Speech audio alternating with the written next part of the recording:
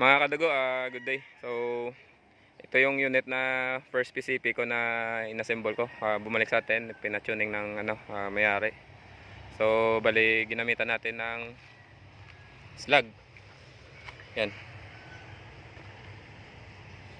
20 grains, 0.218 yung size.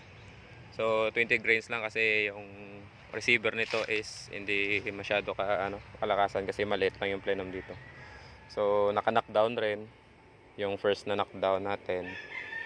Then yung barrel is pinutulan natin sa chamber kasi yung chamber nito diyan mahaba, nasa 1 inch yung chamber ng maker nito, yung CBB barrel. So maganda ito, malupit ito tumama. So sa mga past videos ko 2024 nandiyan yung mga patama nito.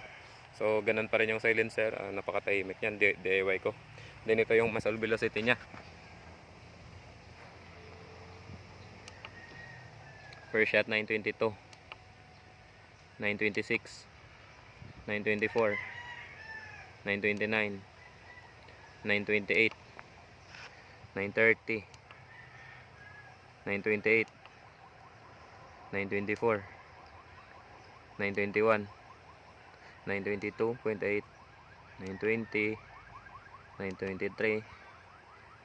Uy, may bumaba. Kaya pala yung patama na medyo pababa. So ayun, yung last na medyo tumaas konti.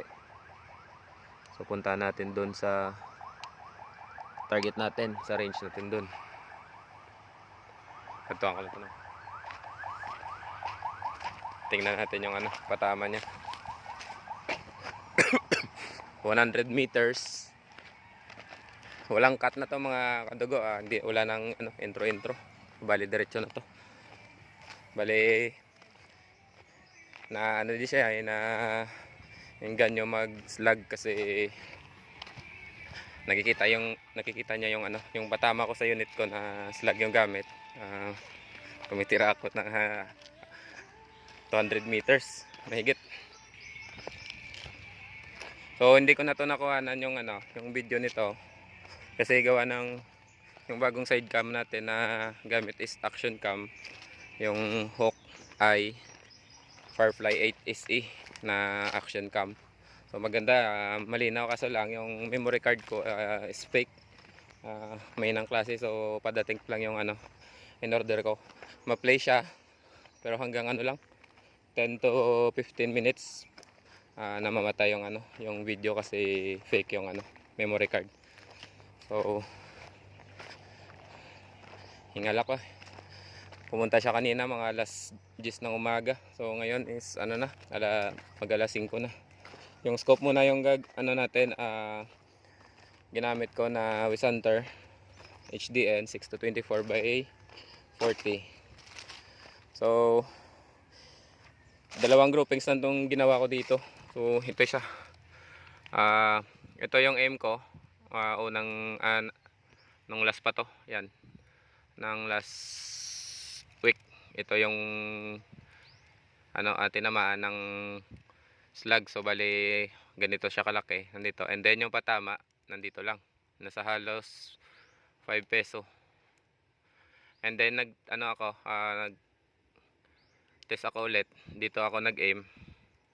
So ito, 4 dito, tapos may isa, yung panghuli.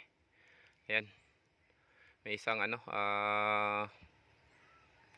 tumaas yung 914 fps. So dito, grabe halos slug to slug yung patama.